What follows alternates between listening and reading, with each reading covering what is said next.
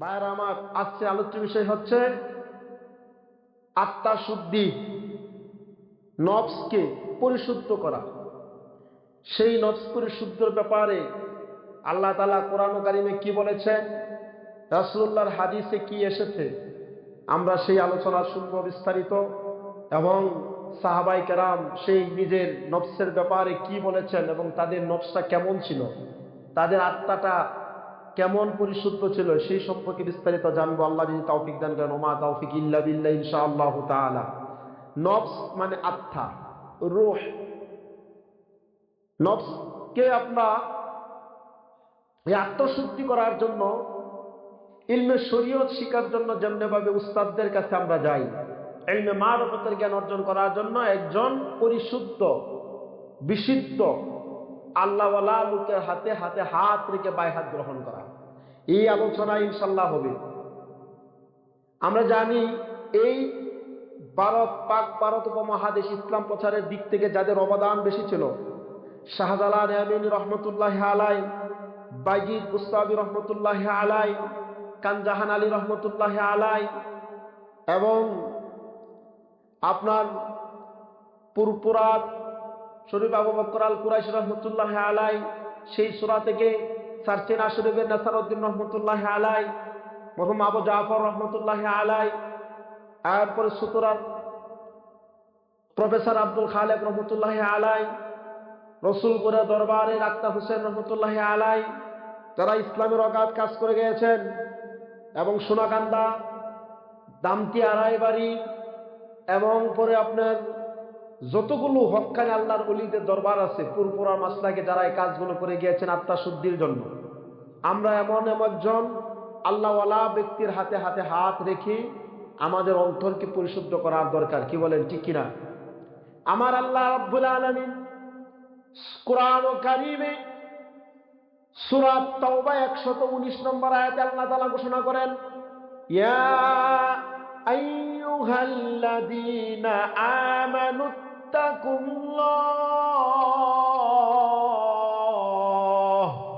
ওয়াবতাগু ইলাইহিল ওয়াসিলা। আল্লাহ রাব্বুল আলামিন বলেন, হে ঈমানদার বান্দারা, হে মুমিন বান্দারা, হে ঈমান আনেওয়ালারা, বিশ্বাসী বান্দারা, ওয়াত্তাকুল্লাহ, আল্লাহকে তোমরা ভয় করো। সর্বক্ষেত্রে আল্লাহ তাআলাকে ভয় করার জন্য বলা হয়েছে। যেখানে অবস্থান করো না কেন, সব জায়গায় শুধু মসজিদে আল্লাহরে ভয় করবা এটা নয়, মসজিদ থেকে যখন বাহির হয়ে যাবা, যখন তুমি তোমার কাজ কামের দিকে চলে যাবা, কেউ ব্যবসা বাণিজ্য করবা, সেই জায়গাতে আল্লাহরে ভয় করো। ওজনে কম দিবা না, খাদ্যে ভেজাল দিবা না, কালোবাজারি করবা না, গুদামজাত করবা না, ওই জায়গায় আল্লাহরে ভয় করো। যারা কৃষক মানুষ, যারা মাঠে জমিনে কাজ করে, তারা ওই জায়গায় ভয় করবে।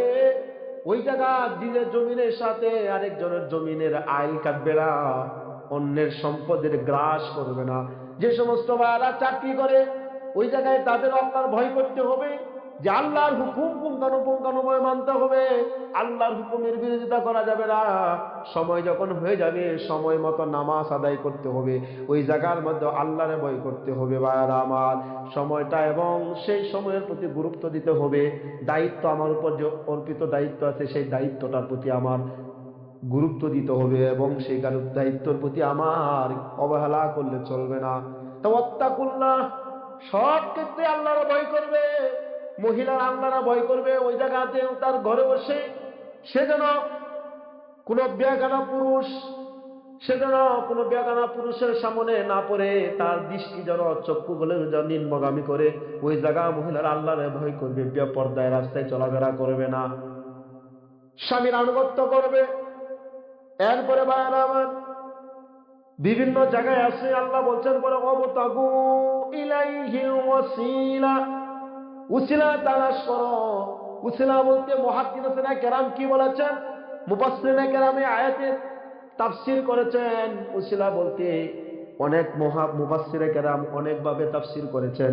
কেউ বলেছেন উসিলা বলতে নেক আমল, কেউ বলেছেন উসিলা বলতে হক্কানি আল্লাহওয়ালা মানুষ, তাদের সোহবতে যাওয়া, তাদের সাথে উঠা বসা করা, তাদের সহবতে থেকে আল্লাহর কাছে দোয়া প্রার্থনা করা। নেক আমল তো উসিলা থাকবেই, আপনার নেক আমলের মাধ্যমে আল্লাহ তাআলার জন্য উসিলা পাবা এবং নিজের নফসকে পরিশুদ্ধ করার জন্য আল্লাহওয়ালা ব্যক্তিদের কাছে তোমার যেতে হবে। সুবহানাল্লাহ।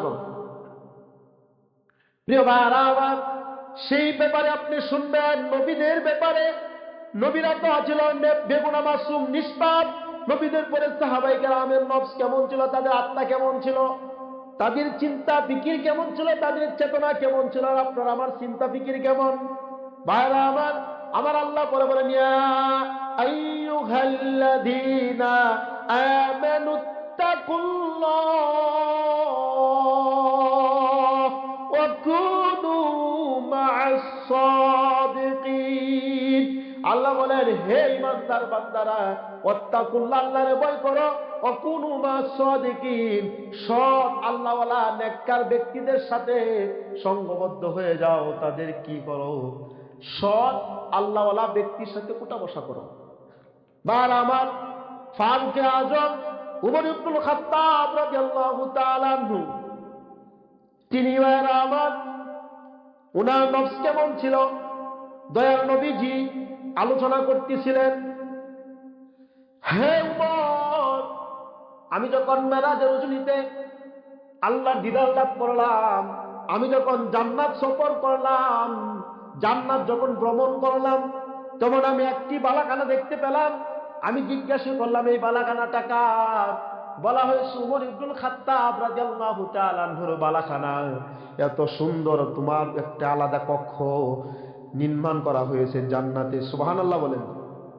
বর্ণনা উমর ফারুক রাদিয়াল্লাহু তাআলা বর্ণনা করতেছেন যে আমি রাসূলুল্লাহর কাছ থেকে শুনতেছি, রাসূল এভাবে বলতেছেন যে রাসূল যখন জান্নাত ভ্রমণ করেছেন, তিনি দেখলেন একটা জান্নাতের একটা বালাখানা আছে। ওই বালাখানাটা এত সুসজ্জিত জান্নাতের এবং খুবই একজন মর্যাদা সম্পূর্ণ একটি বালাখানা তৈরি করা হয়েছে।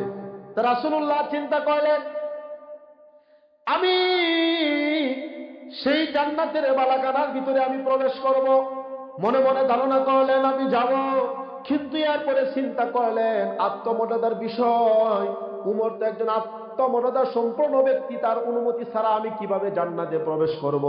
ও আলাইকা ইয়া রাসূলুল্লাহ, উমর ফারুক রাদিয়াল্লাহু বলেন, ইয়া রাসূলুল্লাহ, আপনি কি করে ভাবলেন যে আমি আপনার সাথে আত্মমর্যাদা বোধ করব, দেখাবো? এটা আপনি কি করে ভাবলেন? আমার অনুমতি ছাড়া আপনি জান্নাতে প্রবেশ করবেন না। দেখেন, নবী উমরকে বলতেছেন যে তোমার অনুমতি ছাড়া আমি জান্নাতে প্রবেশ করব না। তোমার একটা আত্মমর্যাদা সম্পন্ন ব্যক্তি তুমি। উমর ফারুক রাদিয়াল্লাহু তাআলা বলে, আপনি কি করে ভাবলেন আমি আপনার সাথে আমি আত্মমর্যাদা সম্পূর্ণ দেখাবো? এটা তো প্রশ্নই আসে না। আপনি একজন নবী, বিশাল ব্যাপারে। এখন দেখেন, অনুমতি ছাড়া কারো ঘরেও প্রবেশের কোনো নাই। অনুমতি ছাড়া কারো ঘরে প্রবেশ করাও জায়েজ নাই। ভাইরা আমার, এবার বলতেছেন, রাসূলুল্লাহ বলতেছেন নিজের ভাষায়, লাউ কানা বাদি নাবিয়ান লিল উমর লিকানাল উমর, যদি আমার পরে নবুয়তের দরজা খোলা থাকতো, তা আমার পরে নবী হওয়ার যোগ্য ছিল একমাত্র উমর। সুবহানাল্লাহ বলেন। ভাইরা আমার, সেই উমরের নফস কেমন ছিল? উমর ফারুক রাদিয়াল্লাহু তাআলা আনহু মদিনা মুনাওয়ারা বসে সারা মুসলিম জাহানের বাদশা ছিলেন, রাজ্য পরিচালনা করেছেন। উমর ফারুক রাদিয়াল্লাহু তাআলা আনহু বললেন, হযরত হুযায়ফা রাদিয়াল্লাহু তাআলা আনহুর কাছে আল্লাহ নবী ইন্তিকালের সময়ে, রাসূলুল্লাহর ইন্তিকালের সময়ে উমরকে বলে গেলেন, ও উমর, আমি হুযায়ফা রাদিয়াল্লাহু তাআলা আনহুর কাছে মুনাফিক যারা, তাদের একটা তালিকা আমি রেখে গিয়েছি এবং বলে গিয়েছি, আসলে ইন্তিকালের পরে খলিফাতুল মুসলিমিন হযরত ওমর ফারুক রাদিয়াল্লাহু তাআলা আনহু হুযায়ফার কাছে গিয়ে বলল, হুযায়ফা, আমি শুনতে পেরেছি তোমার কাছে আল্লাহর নবী মুনাফিকদের তালিকাটা লিখে গিয়েছেন, মুনাফিকদের তালিকা বলে গিয়েছেন। তুমি বলো সেইটার ভিতরে কাদের কাদের নাম আছে মুনাফিকরা। আমার তো ভয় হয় আমি তখন কোন সময় তো সংশোধিত ছিলাম, আমার কি ভয় হয় জানি না, আমার চরিত্র মধ্যে পরিবর্তন হয়ে গেল কিনা। আমার তো ভয় হয় যে আমি কোনো অন্য কোনো খারাপ অভ্যাসে পরিণত হয়ে গেছি কিনা, আমার নামটা মুনাফিকের দপ্তরে আছে কিনা। আমার ভয় হয়, আশঙ্কা হয়, তুমি আমাকে একটু যে বলে দাও। চিন্তা করছেন যে ওমর আশায় মুবাশশারার ভিতরে একজন, জান্নাতের সুসংবাদ পাইছে, সে নিজে ভয় পাইতেছে যে মুনাফিকের নামটা কি আমার দপ্তরে নামটা লিখা আছে কিনা। আর আপনার আমার অবস্থা কি হতে পারে ভাই? আপনার আমার অন্তরটা কেমন? ভাইরা আমার, উমরের শাসনামলটা এমন ছিল। উমর ফারুক রাদিয়াল্লাহু তাআলা আনহু যখন মদিনা মুনাওয়ারা বসে যখন মুসলিম শাসনের যখন দায়িত্ব নিলেন, তিনি যখন দেখতে পেলেন মসজিদে নববীর অন্য ঘরের পর নালা এসে মসজিদে নববীতে পানি এসে পানিতে মসজিদে নববীর মাঠটা ভরে গিয়েছে, উমর ফারুক রাদিয়াল্লাহু তাআলা আনহু গিয়ে দেখলেন অন্য ঘরের পর নালা এসে মসজিদে নববীতে পানিতে ভরপুর হয়ে গেল। উমর ফারুক বললেন, এই ঘরটাকা যে ঘরের পানি আইসা মসজিদে নববী বসে ভরপুর হয়ে গেল, এই ঘরটাকা? সকলে উত্তর দিল, এটা আব্দুল্লাহ ইবনে আব্বাসের ঘর, রাসূলুল্লাহর চাচার ঘর। যেই ঘরের পানি নালা আইসা মসজিদে নববীতে ভরপুর হয়ে যাচ্ছে। আর আমার উমর ফারুক বললেন, মসজিদ তো এমন একটা জায়গা, এখান থেকে অন্য কেউ সুবিধা নিতে পারবে না। মসজিদটা এখানে কেউ জাগির থাকার জায়গা না। মসজিদটা এখান থেকে সুবিধা নেওয়ার কোনো কথা না, নেওয়া যাবে না। এমন ভাবে উমর ফারুক বর্ণনা করতেছিলেন এবং আব্দুল্লাহ তিনি করলেন এই পর্নালাটা ভেঙ্গে দিলেন যাতে করে মসজিদ নববীতে পানি আর না ঢুকে। এরপরে হযরত আব্দুল্লাহ ইবনে আব্বাস চলে আসলো, বলল, হে উমর, তুমি এটা কি করলা? তুমি আমার ঘরে পর্নালা কেন ভেঙ্গে দিলা? এবং উমর ফারুক বললেন, হে ইবনে আব্বাস, মসজিদ এমন একটা জায়গা যেখান থেকে কেউ সুবিধা নিতে পারবে না, সেই জায়গার ভিতরে কারো কোনো এখানে হস্তক্ষেপ করতে পারবে না। আব্দুল্লাহ ইবনে আব্বাস বলেন, ও উমর, তুমি তো জানো এই পর্নালাটা রাসূলের সময় ছিল, রাসূল তো তখন তো ভাঙ্গে নাই, তুমি কি করে এটা ভেঙ্গে ফেললে? উমরের মনের ভিতরে এবার একটু চিন্তা জেগে গেল। উমর ভয় পেয়ে গেলেন, খামোশ হয়ে গেলেন, চুপ হয়ে গেলেন। চিন্তা করার পরে বললেন, হ্যাঁ আব্দুল্লাহ ইবনে আব্বাস, যদি রাসূল, তুমি কি সত্যি বলছো এটা রাসূলের জামানায় এটা এরকম ছিল, সেই পর্নালায় সেখানে পানি পড়তো? আব্দুল্লাহ ইবনে আব্বাস বললেন, হ্যাঁ এটা এরকম ছিল। তখন বললেন, আমাকে ক্ষমা করো, মাফ করে দাও ভাই, তুমি আমার পিঠের উপর দাঁড়ায় তোমার পর্নালা ঠিক করে নাও। সুবহানাল্লাহ। উমর ফারুক ছিলেন তখন, ছিলেন বাদশাহ, প্রেসিডেন্ট। বারবার আব্দুল্লাহ ইবনে আব্বাস বললেন, হ্যাঁ খলিফাতুল মুসলিমিন উমর, তুমি যে কথাটা বললা এতে আমি সন্তুষ্ট বোধ করলাম। পিছনের খবর রাখো, কথা রাখো, কোনো সমস্যা নাই। আমি আমি নিজে এই পর্নালা আমি নিজে ঠিক করে নিব। উমর বললেন, না না না, এটা হতে পারে না, আমার বড়ই ভয় হচ্ছে। রাসূলুল্লাহ যদি এই ব্যাপারে আমার জিজ্ঞাসা করেন আমি কি জবাব দিব? যতক্ষণ পর্যন্ত না আমার পিঠের উপরে দাঁড়ায়া পর্নালা ঠিক না করবা, ততক্ষণ পর্যন্ত আমি উমর এখান থেকে যাব না। সুবহানাল্লাহ। ততক্ষণ পর্যন্ত আমি যাব না। এরপর আরেকজনকে দাঁড় করায়া রাসূলের উমরের পিঠের উপর দাঁড়ায়া সেই ঘরের পর্নালা ঠিক করে দিলেন। সুবহানাল্লাহ বলেন। খলিফাতুল মুসলিমিন উমর এমন একজন শাসক হওয়ার পরে যদি এই অবস্থা হয়, আমার দেশের অবস্থা কেমন হয়? একজন মেম্বার যদি হয়, কথা বলতে সিরিয়াল দেওয়া লাগে। একজন চেয়ারম্যান যদি হয়, তার পিছে লাইন ধরা লাগে। ভোট নেওয়ার আগে আপনার আমরা দাঁড়ে দাঁড়ে ঘুরে মানুষ, যখন ভোট নিয়ে মানুষ যখন আপনার তার আসনে বসে যায়, চেয়ারম্যান বলেন আর মেম্বার বলেন আর এমপি সাহেব হন, যাই হোক না কেন, এরপরে জনগণ তারে খুঁজতে পায় না। হ্যাঁ ঠিক কিনা মুসলমান? আপনার আমার কাছে যখন দাঁড়া দাঁড়িয়ে ভোট নেওয়ার জন্য দাঁড়া দাঁড়িয়ে ঘুরে, যখন মন্ত্রী হয়ে যায় আর জনগণের দরকার নাই, তখন জাগাত বসে থাকে, সে মনে যা মনে থাকো, জনগণের ভোটে নির্বাচিত হয়েছে। ইতিহাস ইতিহাস পর্যালোচনা করলে দেখা যাবে, ইতিহাস ঘাটলে দেখা যাবে তাদের অবস্থান কেমন ছিল। মুসলিম জাহানের খলিফা ওমর ফারুক রাদিয়াল্লাহু তাআলা আনহু সহ যারা আপনার খেলাফতের দায়িত্ব পালন করছেন তারা কেমন ছিল, কিভাবে তারা দেশ কায়েম করেছেন। এই জন্য দেশে দুর্নীতি হয় নাই। আর আমি হারিকেল যারা খুঁজেও তারা পাই না, হারিকেল যারা খুঁজেও তাদেরকে আমরা পাওয়া যায় না। ভাইরা আমরা চিন্তা করছেন, এরপরে সুযোগ দেয় না। মদিনা মুনাওয়ারা বসে 4টা প্রদেশ ছিল, সিরিয়া, জর্ডান, ফিলিস্তিন, লেবানন। বর্তমান সময়ে 4টা প্রদেশের নাম এখানে। উমর ফারুক রাদিয়াল্লাহু তাআলা আনহুর সময়ে সেখানে আপনার বিশাল ইসলামের সাম্রাজ্য কায়েম হয়ে গেল। ভাইয়ারা আমার একটু গভীর মনোযোগ দিয়ে শুনবেন। সিরিয়া, জর্ডান, ফিলিস্তিন, লেবানন, এই 4টা দেশ মিলে একটা প্রদেশ ছিল। আর একটা প্রদেশের তখনকার মদিনা মুনাওয়ারা বসে উমর ফারুক রাদিয়াল্লাহু তাআলা আনহু যতগুলো মুসলিম দেশ ছিল প্রত্যেকটি দেশেই তিনি কি করছেন, শাসন করেছেন।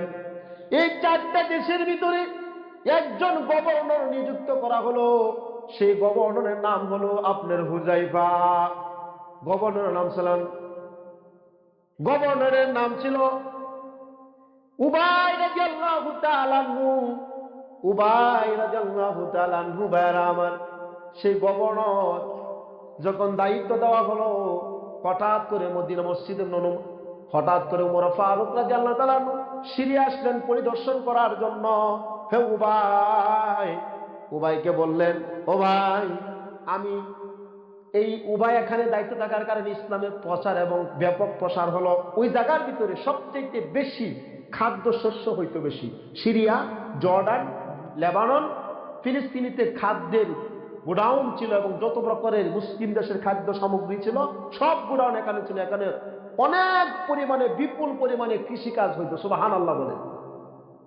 ওই জায়গায় উবাই রাদিয়াল্লাহু তাআলা আনহুকে দায়িত্ব দেওয়া হলো গভর্নরের। দায়িত্ব পালন করাকালীন সময়ে উমর ফারুক রাদিয়াল্লাহু তাআলা আনহু হঠাৎ করে ঢুকে গেলেন। বললেন, ও ভাই, আমি তোমার ঘরটা একটু পরিদর্শন করতে চাই। কে বললেন? তখন প্রেসিডেন্ট ওমর। উমর বললেন, ভাই, আমি তোমার ঘরকে একটু পরিদর্শন করতে চাই, তোমার ঘরটা দেখতে চাই। ও ভাই বলেন, ও ভাই, তুমি আমার ঘর কি দেখবা? আমার ঘর দেখে তো তোমার চক্ষু দিয়ে অশ্রু ছাড়া আর তো কিছু বাহির হবে না। এরপরেও বলে, উমর ভাই, আমার মনটা চাই তোমার ঘরটা একটু দেখার জন্য। তুমি এই দেশের গভর্নর, তুমি এই দেশের গভর্নর 4টা প্রদেশে, তুমি গভর্নর, আমি সেই হিসাবে আমি দেশের প্রেসিডেন্ট। আমি দেখতে চাই তোমার ঘরের কি হাল অবস্থা। যে তুমি কোনো উমরের ধারণা করতেছে যে তার ঘরে কোনো অর্থাৎ খাদ্য সামগ্রী গুদামজাত করছে কিনা। ও ভাই, আমার দেশের প্রেসিডেন্ট গুলো, আমার দেশের মন্ত্রীরা টাকা, অজস্র টাকা আপনার ব্যাংক ব্যালেন্স করে এমন অবস্থা রাখে, দেশের বাহিরেও টাকা পাচার করে। আমার দেশের উন্নয়ন কিভাবে হবে? আমরা বাঙালি, আমরা সাধারণ পাবলিক যারা যে আছে সেরকমই থাকি।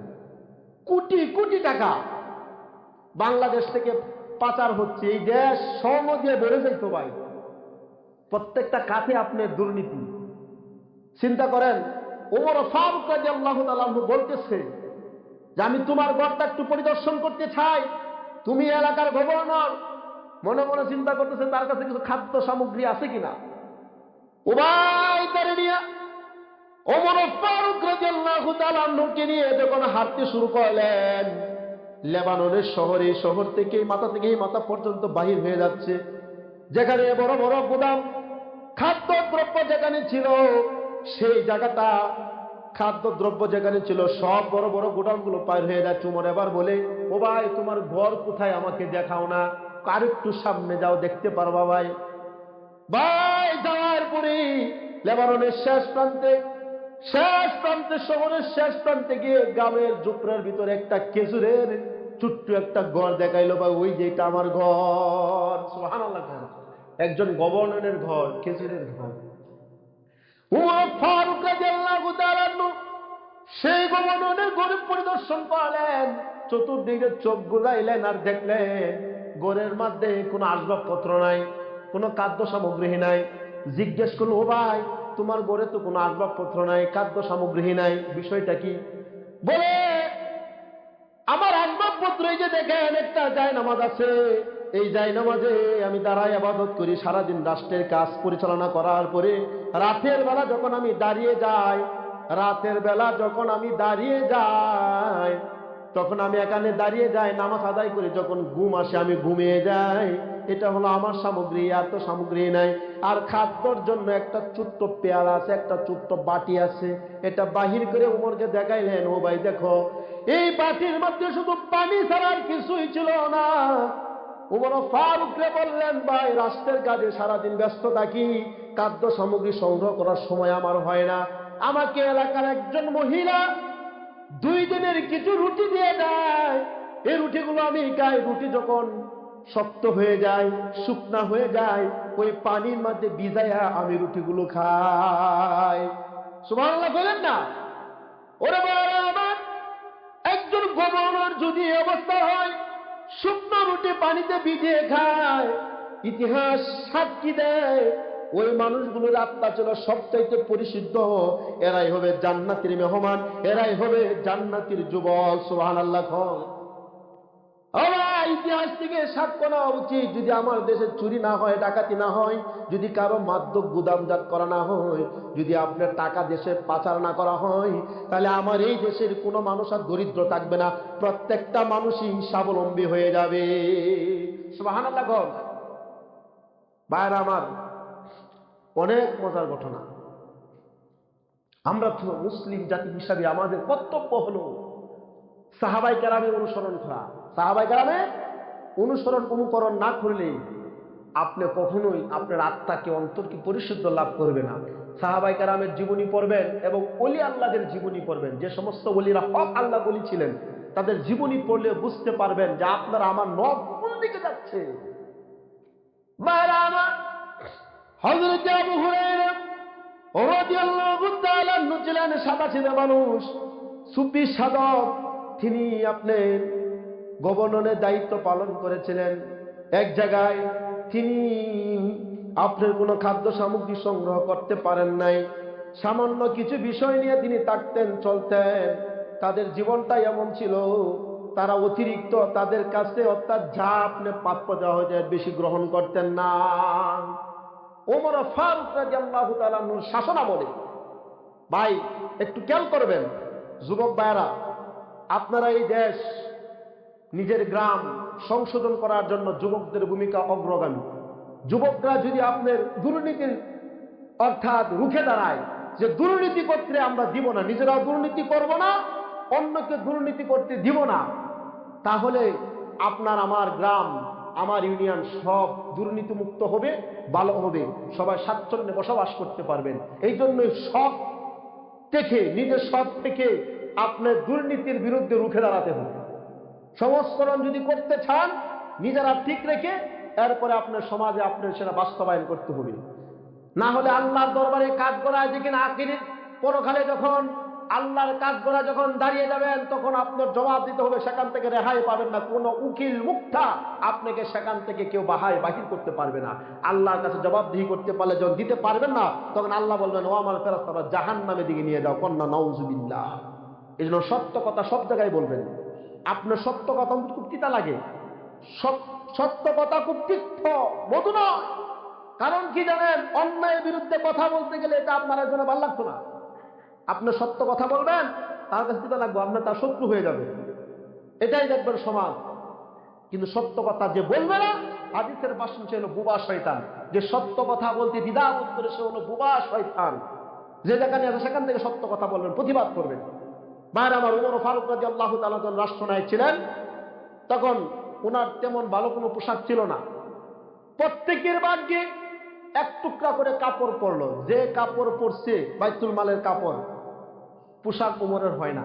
উমর ছিল অনেক লম্বা টম্বা মানুষ ছিলেন, তো তার পোশাক হয় না, এবং প্রত্যেকেই আপনার পোশাক বানাইলো। উমর মসজিদে নববীতে বসে খুতবা দিবে, এমন সময় লম্বা একটা জামা পরে আসলো, জুব্বা একটা পরে আসছে, উমর যখন খুতবা দেওয়া শুরু করলো, এই ছেলেরা কথা বলে কেন, চুপ থাকো, কথা বলবা না, চুপ থাকো। উমর ফারুক রাদিয়াল্লাহু তাআলা যখন খুতবা দিবে, লম্বা জামা পরে যখন দাঁড়িয়ে খুতবা দিতে লাগলো, প্রতিমুহূর্ত জনতার ভিতর থেকে একজন দাঁড়িয়ে গেল, ও খলিফাতুল মুসলিমিন থামেন, খুতবা পরে দিবেন, আমার একটি প্রশ্নের আপনি জবাব দেন। উমর থমকে গেল, ভাই তারা কেমন ছিলেন, জনগণের কাছে জবাবদিহিতা করতে হয়েছে। আবু বকর বললেন, যদি আমি আমার সুন্নত এবং রাসূলুল্লাহর আদর্শ থেকে যদি বাহিরে চলে যাই, কোরআন সুন্নাহ মোতাবেক যদি আমার ভিতরে কোনো কিছু দেখো, তা আমার বিপক্ষে তোমরা দাঁড়িয়ে যাবা এবং আমাকে সংশোধন করার জন্য তোমরা কি দিবা, সংশোধন করার জন্য আমাকে বলবা। যদি আল্লাহর কসম আমার রাজ্যের ভিতরে যদি একটা ছাগলের বাচ্চাও যদি না খায়া বলে, আল্লাহর কাছে আমার জবাব দিতে হবে। আর ছাগলের বাচ্চা তো দূরের কথা, মানুষ না খায়া মরে আমাদের দেশে, কেউ কোটিপতি, কেউ রাস্তার ভিখারি। কি ভাই ঠিক না? যার গাড়ি বাড়ি আছে তার অভাব নাই, ছেলের নামে গাড়ি, বাবার নামে গাড়ি, মেয়ের নামে গাড়ি, বউয়ের নামে গাড়ি, এরপর নাত নাত করে নামে সম্পদ নিজের নামে রাখে না, অন্য অন্য নামে দিয়ে রেস্টুরেন্টে যাতে তার দুধকে না ধরতে পারে, দুধকে সবার নামে সম্পত্তি এরকম ভাবে রাখে, হইতেছে না ভাই? কিন্তু জনগণ আপনার আমার দেখেন 100 টাকার জন্য কত কষ্ট করি, সারাদিন পরিশ্রম করি, একটা রিস্কাওয়ালা মানুষ দিন আনে দিন খায়, 100 টাকার জন্য কত পরিশ্রম করছে, বাজার করতে পারে না, আর ওরা কোটি কোটি টাকা আত্মসাৎ করে খায়। আল্লাহর কাঠগড়া যেদিন দাঁড় করাবে, হিসাব দিতে হবে পুঙ্খানো ভাবে। এই জন্য আপনার আমার বসে থাকলে হবে না, আপনার আমারও সেরকম সৎ ব্যক্তি নির্বাচন করতে হবে এবং রুখে দাঁড়াইতে হবে। ভাইয়ের আমার, খলিফাতুল মুসলিমিন যখন দাঁড়ায় খুতবা দিতে শুরু করলো, যুবক প্রতিমুহূর্তে দাঁড়িয়ে গেল, ও খলিফাতুল মুসলিমিন আমার প্রশ্নের জবাব দেন। বাইতুল মাল থেকে যে কাপড় আমরা পাইলাম, একটা কাপড় দ্বারা কারো পোশাক হয় না, আপনি এত লম্বা জুব্বা কি করে বানাইলেন? মনে হয় নিশ্চয় আপনি বাইতুল মাল থেকে কাপড় চুরি করেছেন। উমরকে প্রশ্ন করলেন, নিশ্চয় আপনি বাইতুল মাল থেকে কাপড় চুরি করছেন, নাহলে এত লম্বা জুব্বা আপনি কোথায় পাইলেন? খলিফাতুল মুসলিমিনের ছেলে আব্দুল্লাহ দাঁড়িয়ে গেল, ও জনতা জনমণ্ডলী শোনো, ওই যুবকের প্রশ্ন আমি নিজে দিচ্ছি। বাইতুল মালের থেকে প্রত্যেকের যে ভাগ্যে যে এক টুকরা করে কাপড় পরলো, আমি চিন্তা করলাম আমার তো নতুন জামা আছে, আমার বাবা একজন রাষ্ট্রনায়ক, তার ভালো একটা পোশাকের প্রয়োজন, এবং তিনি মসজিদে নববীতে খুতবা দেন, তার একটা ভালো জামার প্রয়োজন, তার কোনো জামা তো নাই।